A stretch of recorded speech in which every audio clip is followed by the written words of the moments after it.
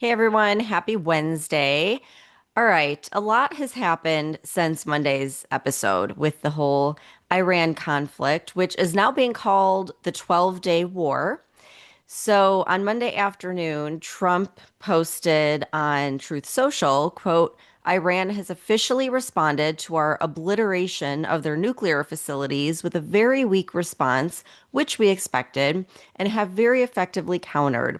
There have been 14 missiles fired, 13 were knocked down, and one was set free because it was headed for a non-threatening direction. I am pleased to report that no Americans were harmed and hardly any damage was done. Most importantly, they've got it all out of their system, and there will hopefully be no further hate.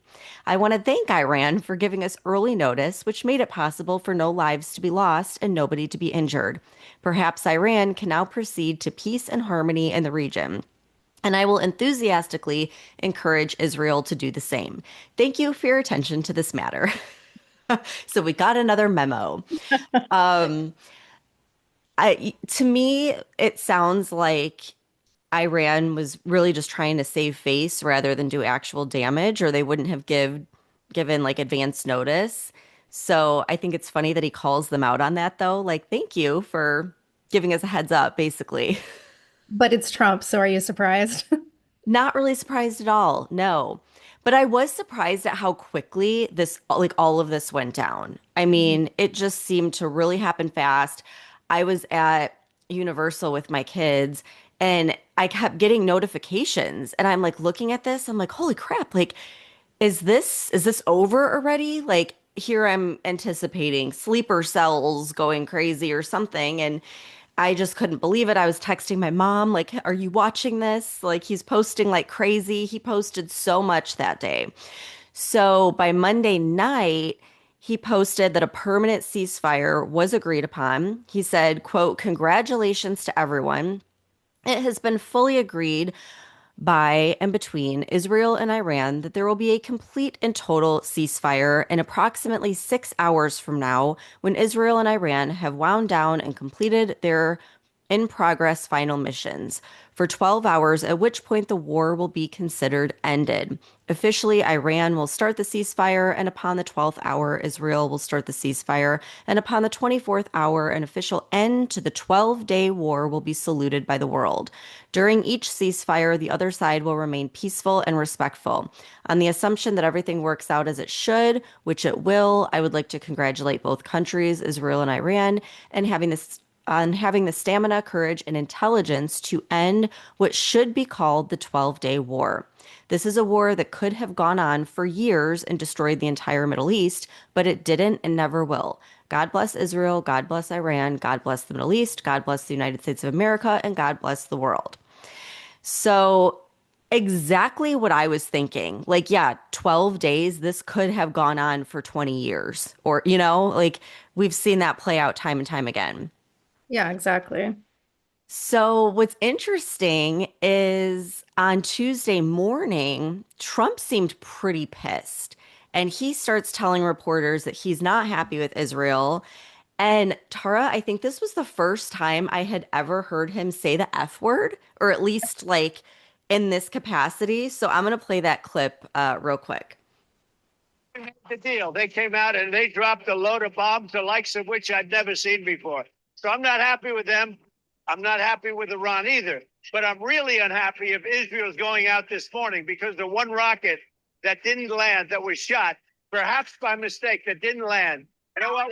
We basically have two countries that have been fighting so long and so hard that they don't know what the fuck they're doing. Do you understand that? It was funny because the media's like, oh my God, this is the first time a president has ever used the F word on live television. And my response was like, fuck yeah. And good, you know? And then, so after that, he posts again on social media. He says, Israel, do not drop those bombs. If you do it, it is a major violation. Bring your pilots home now. Donald Trump, President of the United States. So then, an hour later, he posts again saying, quote, Israel is not going to attack Iran. All planes will turn around and head home while doing a friendly plane wave to Iran. Nobody will be hurt. The ceasefire is in effect. Thank you for attention to this matter. So what I was thinking about with this is if anyone else was in charge of our country and Israel tried pulling that shit, they probably would have like let it happen, but he called him out on it. He did it very publicly, showing like they are, violating this agreement. And disaster was averted because that very well could have pushed everything into further conflict and like a never-ending war. So just a lot of crazy things happening over the course of whatever that was, a 24-hour period. And so I've just been loving all the stuff that he is posting, including Charlie Kirk calling for him to be awarded the Nobel Peace Prize, which of course, he probably won't, but he sure as hell deserves it, or at least I think he does. Yeah, it's not just Charlie Kirk. He was actually formally nominated yesterday by Rep. Buddy Carter of Georgia. And he sent a long letter to the Norwegian Nobel Committee. And he called Trump's efforts extraordinary and historic and said, quote, his leadership at this moment exemplifies the very ideals that the Nobel Peace Prize seeks to recognize, the pursuit of peace, the prevention of war, and the advancement of international harmony, end quote. And I didn't know this, but I thought this was interesting. Trump was also nominated for the Nobel Peace Prize for 2026 just a few days ago by the government of Pakistan for diffusing the India-Pakistan nuclear crisis, which honestly, I didn't even know that was a thing because we've been so focused on all the other crisis events that are happening. But this is like two separate Nobel Peace Prize nominations. Yeah, like when you think about it's been 6 months and he's already diffused like two potential nuclear wars, or at Mhm. least long conflicts. I mean, it's pretty remarkable. And of course, like no one ever wants to give him, well, I shouldn't say no one, but the left wants to do their best to make sure that, he's not given credit for peace in the Middle East, but he did it in his first term, and now 6 months in, he's done it again. And he posted something that I really thought just sums up his leadership compared to other recent presidents. So it says, Bill Clinton, quote, we are determined to prevent Iran from acquiring nuclear weapons. That was in 1995. Then in 2006, George W. Bush said Iran must not be allowed to develop nuclear weapons, period. In 2015, Barack Obama said, I've stated that Iran will never be allowed to obtain a nuclear weapon. Joe Biden in 2022 said we will not allow Iran to acquire a nuclear weapon. Donald Trump in 2025 says Iran's key nuclear enrichment facilities have been completely and totally obliterated. Thank you for attention to this matter. And it's like so true. So many people have talked about it going back to 1995, but he's the first one that took the action needed to actually stop it. And just think about how remarkable it is that this was all done without any U.S. military fatalities, no new wars, no boots on the ground, and no bombing of the cities and the Iranian civilians. And he's leaving regime change up to the Iranian people as it should be. So I just think it's great. I don't think we need to get further involved now that their nuclear capabilities have been destroyed and this peace deal's been made. But I can't help but think, like, just imagine if Kamala had won and she was in this situation. I'm sure we would be in a very different scenario right now. Oh my God. She wouldn't even be in control. She wouldn't be making No. any decisions. Somebody else would. But she would be giving press conferences, like babbling about how we need to come together for peace because coming together is what brings us together. And with togetherness, we can learn to live in peace together. And then she would probably like beg Tehran to come to the table for these peace talks and at the same time be sending billions of dollars in sanction relief, just like Obama did. And then she would probably just get wildly drunk and laugh, which would be the only entertaining part because that's what she's good for. But speaking of like theatrics and Democrats, I also want to point out that the sideshow performers in Congress are up to their usual drama with trying to sabotage Trump fulfilling the agenda that the American people voted him for. But surprisingly, Stephanie, this kind of blew my mind. They are not getting unilateral support from the majority of Democrats in Congress. Because yesterday, Rep. Al Green introduced a privileged resolution to impeach Trump for ordering these military strikes on Iran because they weren't authorized by Congress. So he's saying that it violated the War Powers Clause.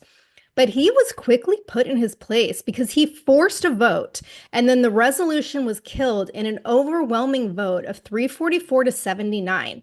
That is only 79 Democrats that voted for it, and 128 Democrats joined Republicans to vote against it. They didn't even want to consider it. And so, of course, it was like the usual unhinged progressive clown show performers like AOC, Ro Khanna, Cori Bush, Ayanna Pressley, Pramila Jayapal, and then like other names I'm not even familiar with. But we've talked a lot about how, the Democrat Party traditionally has really stuck together. And we were complaining for the last 3 years about how the Republican Party can't get their shit together.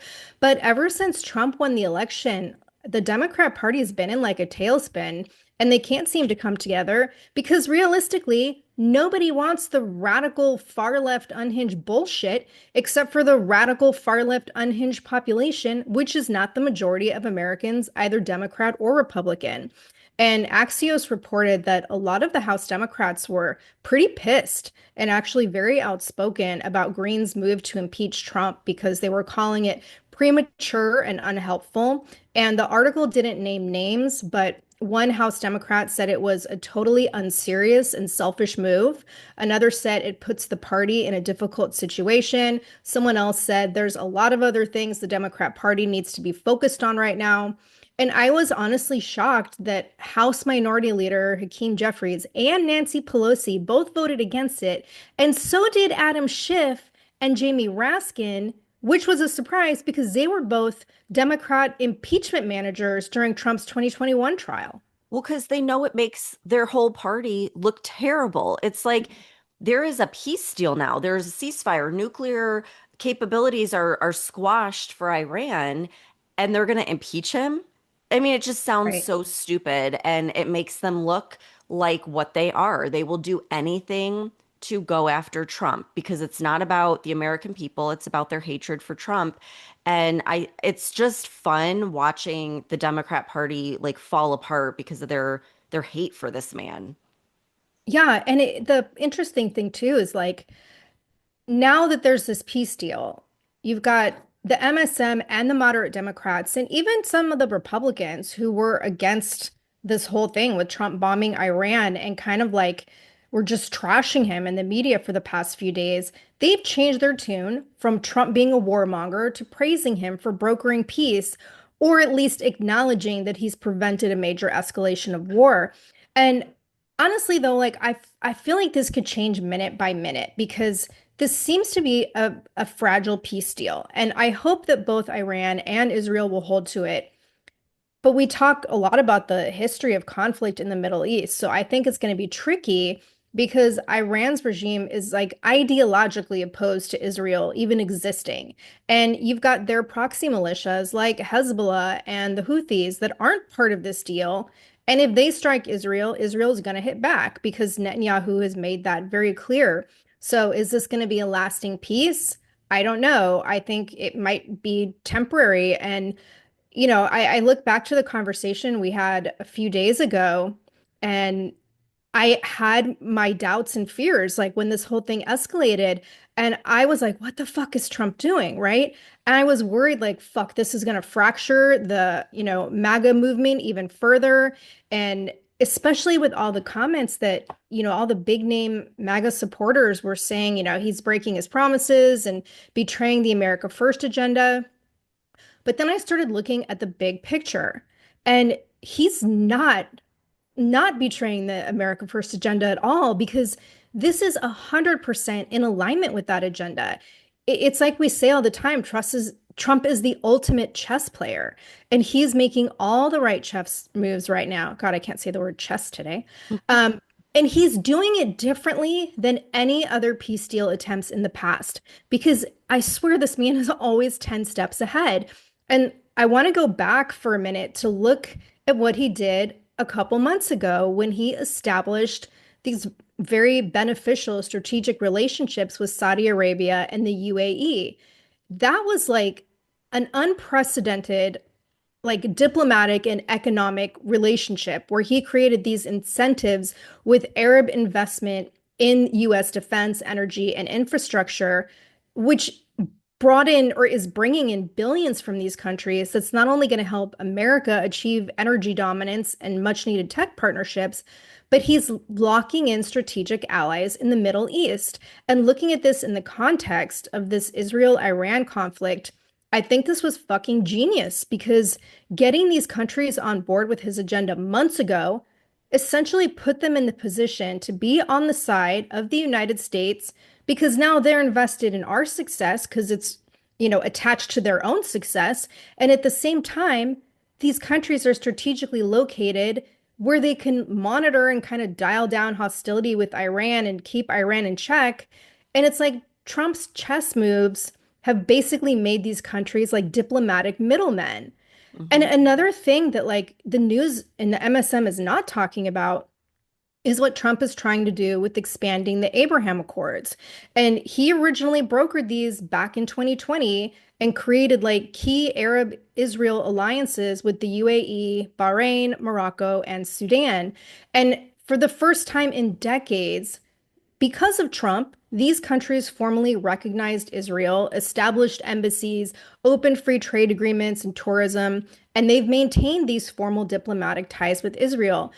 And especially like so far, all of these original accords remain intact, and none of these countries have rescinded their commitments or shut down their embassies despite the Israel-Palestine conflict. And that shows that, diplomatic and economic peace is possible even with conflict. And again, this was all because of Trump in his first term. So now he's trying to expand the Abraham Accords to include Saudi Arabia and Qatar, whatever you want to call it. And he's even brought up the possibility of bringing in Oman, Kuwait, Iraq, Lebanon, and Syria in the future. And Stephanie, I feel like if he could pull this off, this would create such a massive geopolitical shift like we have never seen before. It would completely redefine Middle East politics. And all of these alliances would continue to further weaken Iran and enable an economic and like security bloc in the Middle East that would be aligned with our United States interests. So again, when you look at the bigger picture, I think this is fucking brilliant. And Trump, I believe, is acting in the best interest of the American people because whether it looks like it or not, every move that he makes is somehow tied to the America First agenda. Yeah. I mean, I think it was very strategic that the Middle East was his first trip abroad and, making all those partnerships. It's giving, like you said, it's giving all of those countries that in the past probably would have supported Iran more than, America or Israel, but it's giving them an opportunity to build their economy and make a lot of money and, no longer be considered, like terrorists or third world countries, like has been the narrative in the past. And so it's just interesting because Iran, they've always tried to like isolate Israel, but in doing that, they ended up isolating themselves. They don't have any friends left. The allies that they have don't want to have anything to do with them. They're not stepping up to defend them. So I do think we'll see lasting change because the regime is like weakened. They have nothing left. And from what I'm hearing, and of course, who knows? This is all just like the rumor mill, but they say that the supreme leader and like all the top leaders for the regime in Iran are getting their bags packed and kind of planning on leaving. So I think they know that the Iranian people are gonna, overthrow them and put someone else in, and hopefully it'll be a positive change and not another group filled with hate that wants to blow up the world. So, Right.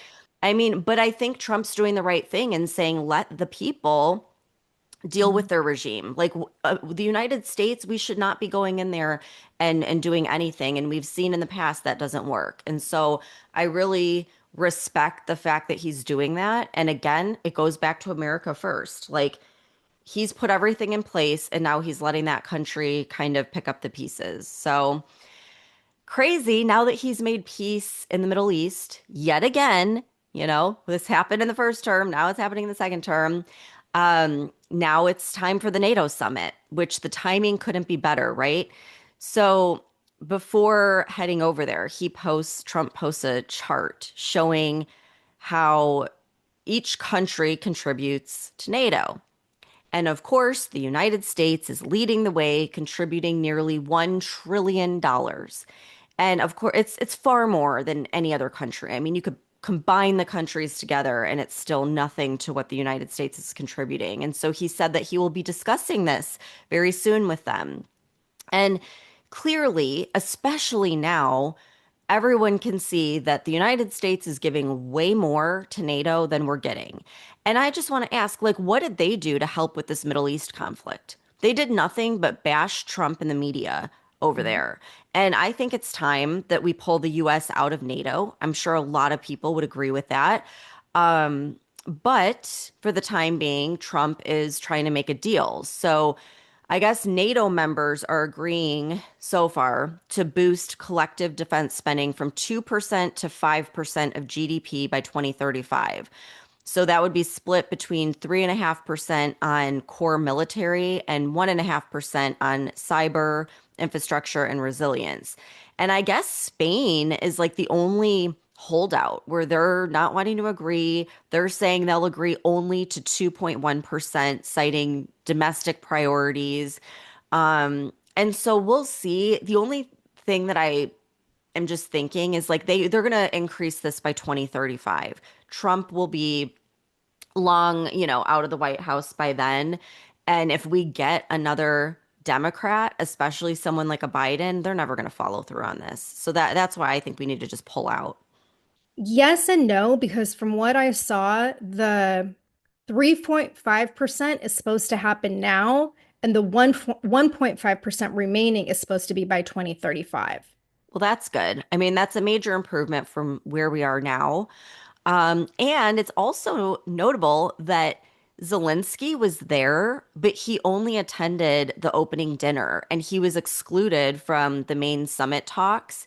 So, just more signals that the support for Ukraine is waning, which it should be.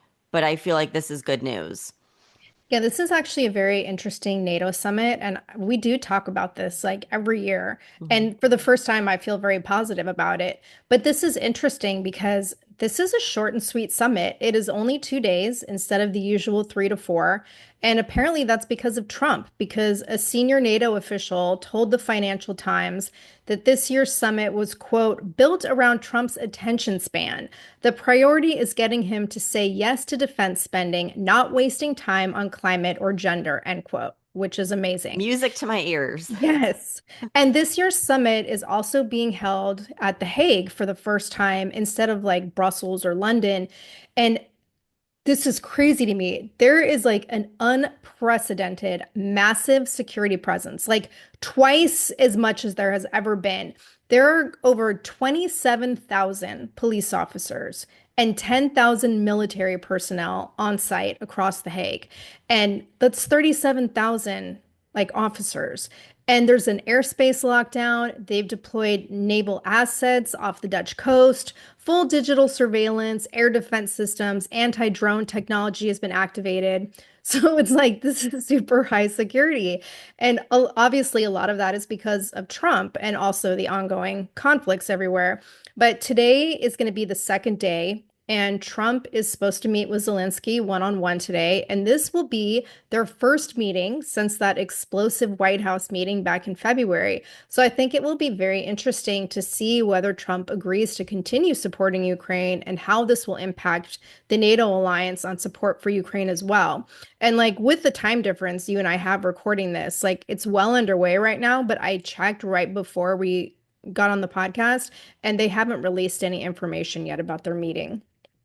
Well, it's interesting too, because them spending all that money on security and just really amping up their presence, I think it sends a very strong message. I mean, already there's a strong message with everything that happened with the Middle East, but it sends a message to Russia and China as well, don't fuck around. Like we have a strong a strong military, and all these countries are coming together. So I think there's a lot of theatrics involved to look a certain way on the world stage. And I mean, I agree with that.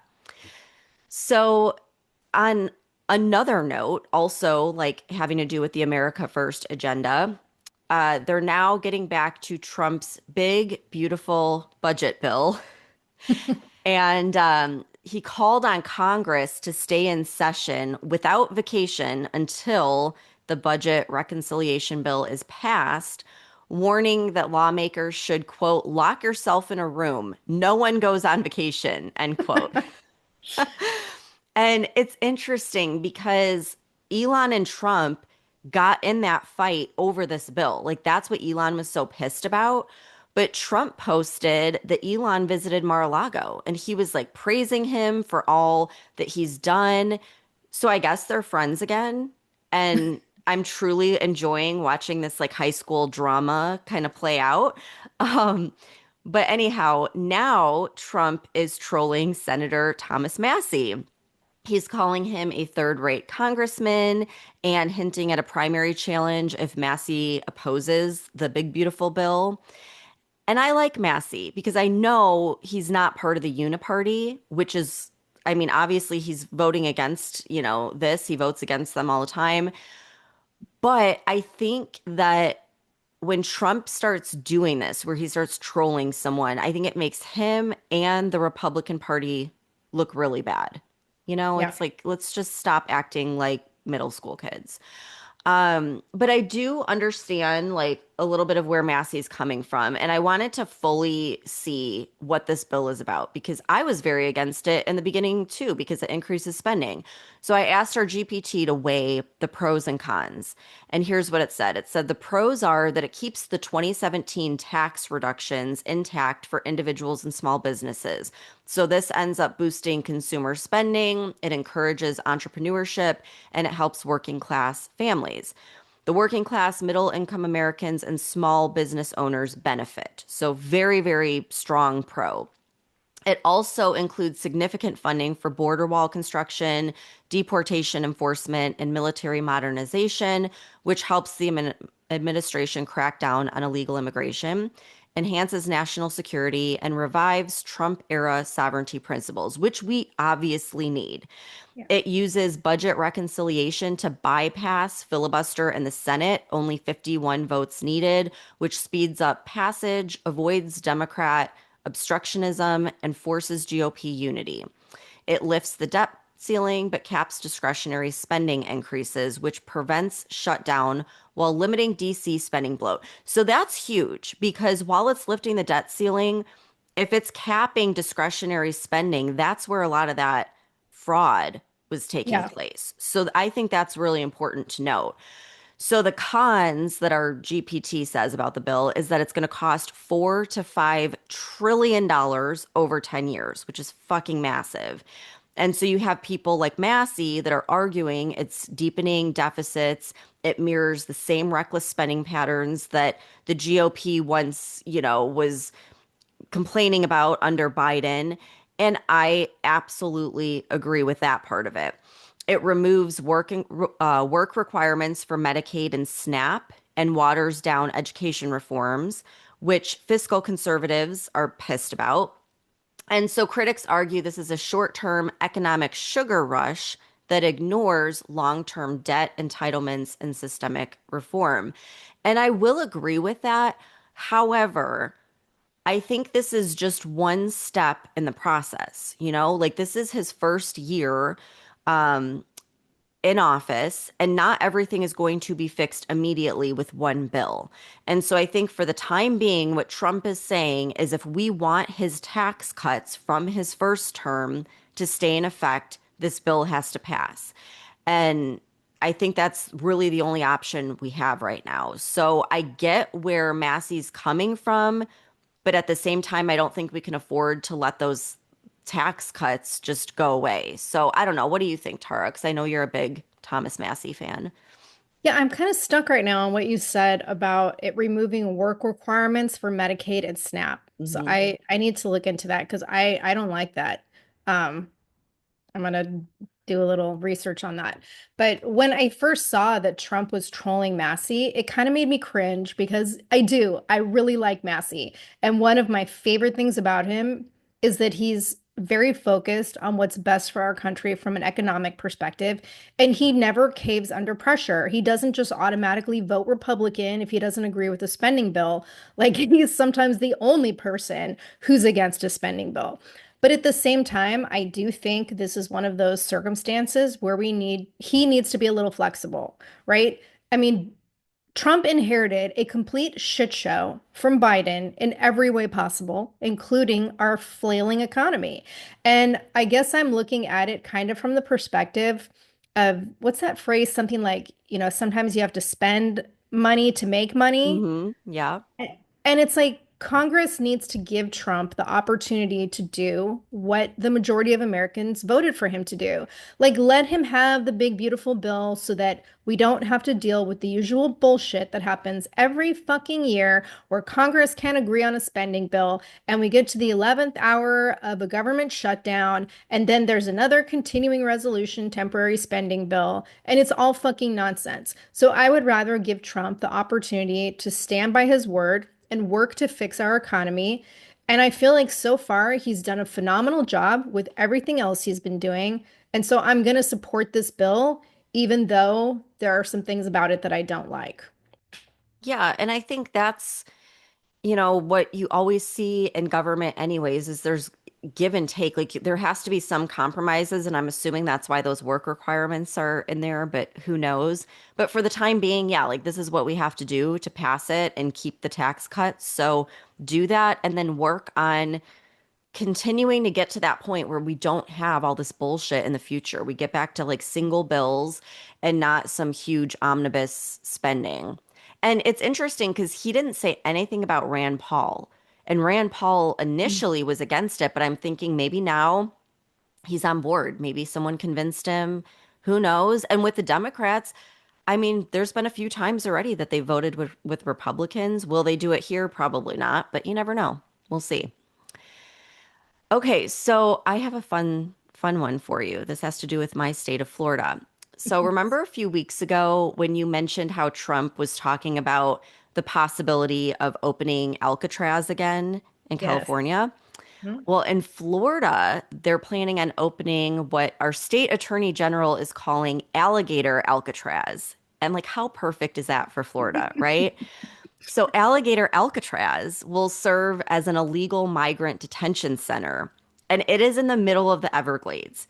So, basically, what they'd be doing is converting this 17,000-acre training and transition airport into a 39 square mile detention facility that could open as soon as July because everything's there. They just have to like convert it and it could house up to 1,000 illegal migrants.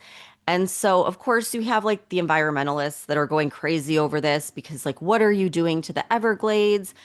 But the thing that I say to that is it's not like they're going in and doing all this construction and building new buildings. They're taking something that already exists and they're just converting it and putting it to good use. And what better place to put a detention center than in the middle of the land? Because there's no way people are going to escape. Just like Alcatraz, you try to leave here, you're going to be completely surrounded by gators and like massive pythons. You're not going to survive. So I think it's a great idea. I think this is genius. I absolutely love it. Like, this is the perfect natural deterrent. You don't need fences or perimeters when you have deadly alligators on patrol. And my first thought was like, it's just too bad that alligators can't live in salt water, or I'd say send them over to California for when Trump does, reopen and rebuild the original Alcatraz, because I think they need something like that too. Although obviously Newsom would never go for it because he wants to put everybody in a what was that again? Oh, A spa yeah, facility? Norwegian Yeah. resort or something. Oh, Yeah. yeah. No, this is what's happening in Florida. And I think it sends a strong message. Like they were saying, there were no illegals that entered the country in the month of May, which is insane. Going from tens of thousands or whatever it was um, to none is crazy. And I think things like this send a strong message. This is what they did where was it? El Salvador. I wanted to call it Ecuador for a second. When he put in that maximum security prison, it sent a strong message and people started falling in line. And I think this is just another message of like law and order here. And you cannot just come in illegally and break the law. You'll be put in a detention center surrounded by alligators. Yeah. I I'm love it. all for it. Oh, wow. Well, what a crazy week, right? Like we avoided a full-blown Middle East war, potentially nuclear issues, and things are just coming together. Peace deals are being made. I'm sure things will go in Trump's favor with the NATO summit. So a lot of good news. This week is ending on a positive note. It's not Finally. even ending. It's Wednesday. Yeah, who knows what the rest of the week will bring. I feel great. Like we have like good news. We're the whole episode really. So hopefully we'll have more good news for everybody on Friday. So thank you for tuning in and we'll see you back here then.